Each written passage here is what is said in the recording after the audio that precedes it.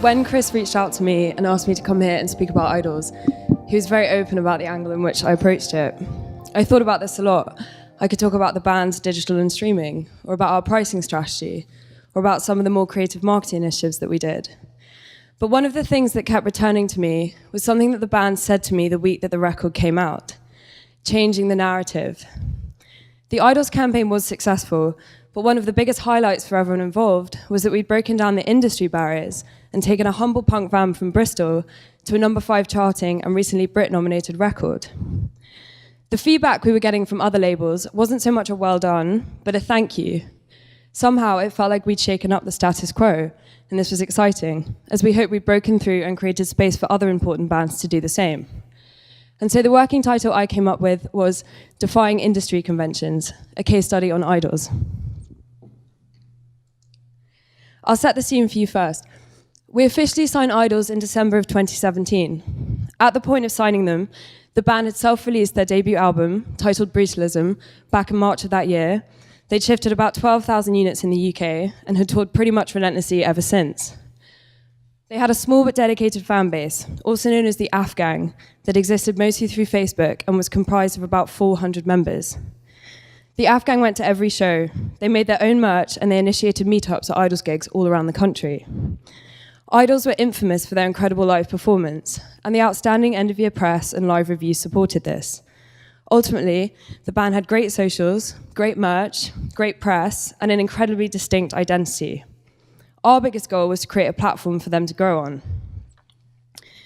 Now, hopefully that provides a bit of context as to where the band was at when we signed them, and that brings us nicely into 2018. With the band in the studio throughout January and February recording album number 2, there were several things that we needed to set in order before we could launch into that second campaign.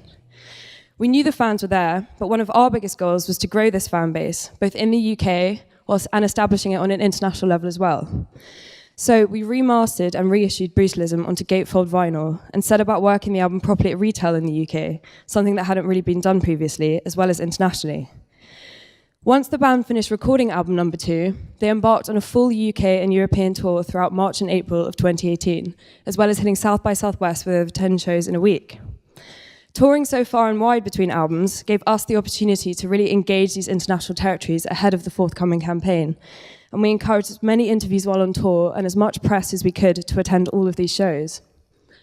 By the time we entered May, we'd received glowing live reviews, we'd sparked the interest at retail, we'd established the band on an international level, and we'd seen the AF Gang quadruple in size from 500 members to 2,000. Fans were hungry for a second record, and we felt that the band were more than ready to deliver. And they did just that. We knew that they were capable of writing an exceptional album, but this second record, recorded at Rockwood in Wales and mastered by Nick Launay, exceeded all of our expectations. Joy as an act of resistance made me stop dead in my tracks the first time I heard it. The album itself deals with everything from toxic masculinity, love, self-love, Brexit, class, grief, immigration. And frontman Joe even said, "This album is an attempt to be vulnerable and to encourage vulnerability in our audience, a brave naked smile in this shitty new world." We were very lucky.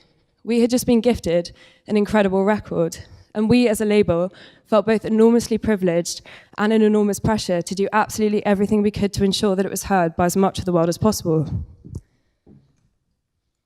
Our aspirations were high.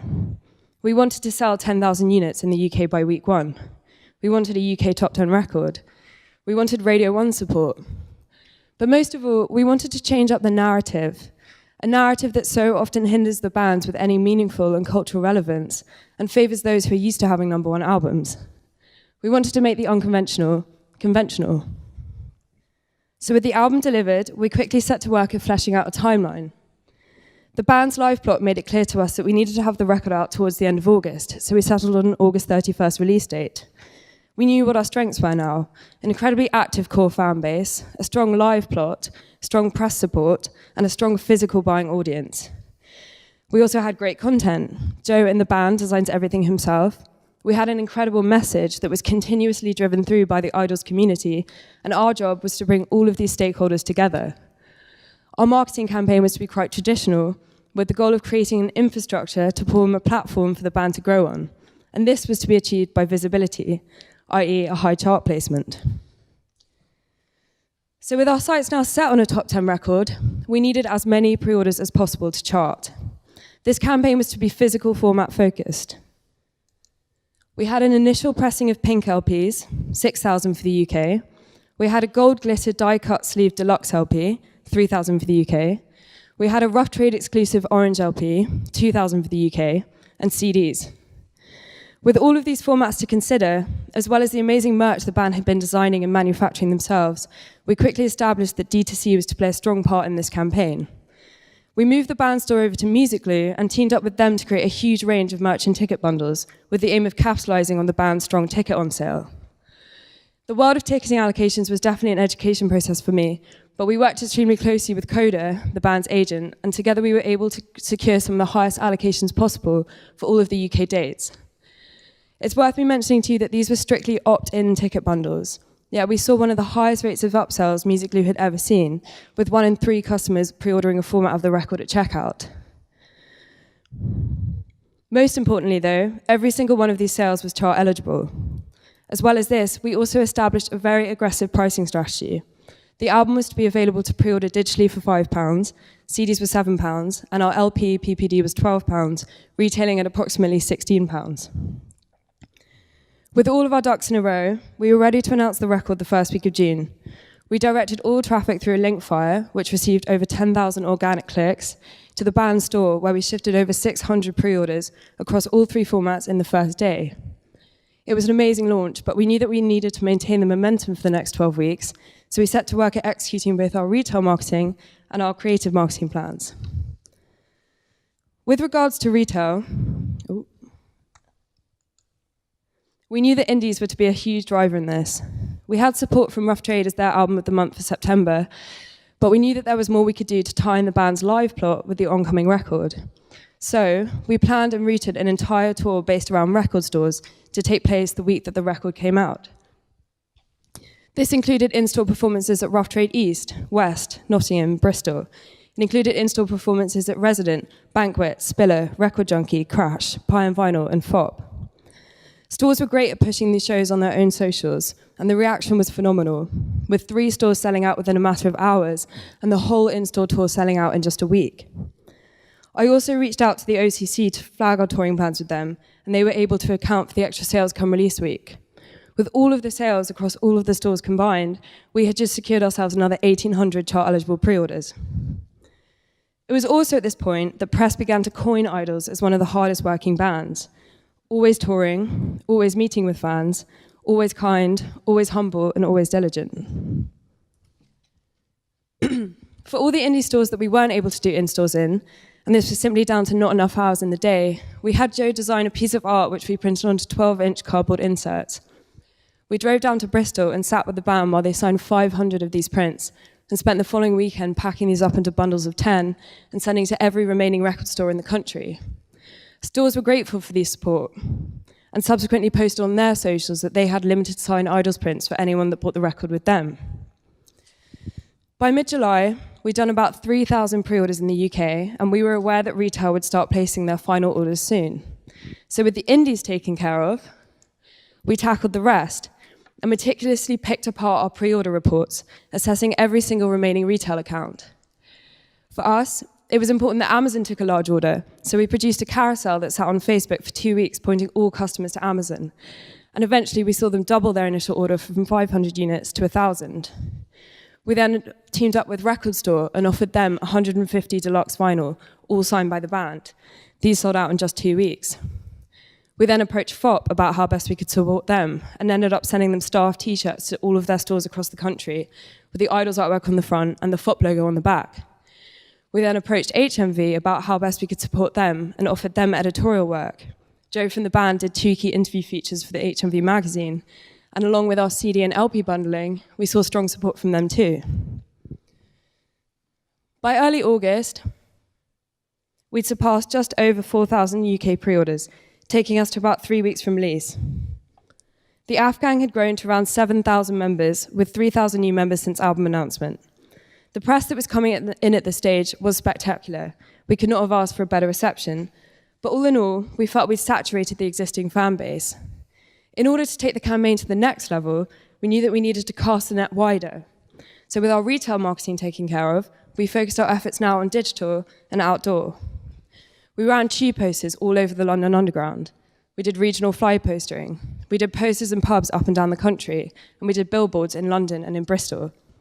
One of the billboards we ran in Shoreditch featured a beautiful poem that Joe wrote to accompany the album, and we saw a ton of engagement on socials with it, with people posting pictures and quotes from it. This meant that all of our marketing was clear, concise, but most importantly, it was consistent across the board.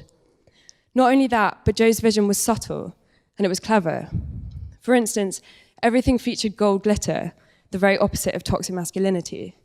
Everything featured tones of baby pink, typically a feminine color, perfect for any male embracing his feminine side.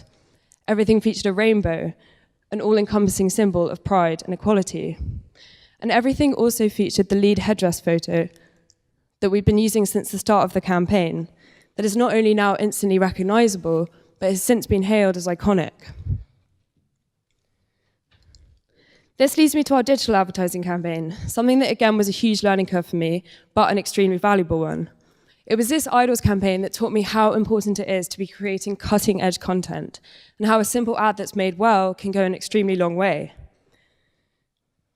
Up until this point, we've been running simple promoted posts with all of the usual targets: 6 music fans, fans of similar artists, brands of similar realm, generic targeting. But we wanted to create a sort of engagement funnel whereby we could cast the net ever so slightly wider with every set of ads that we ran, with the aim of eventually reaching new eyes and new ears.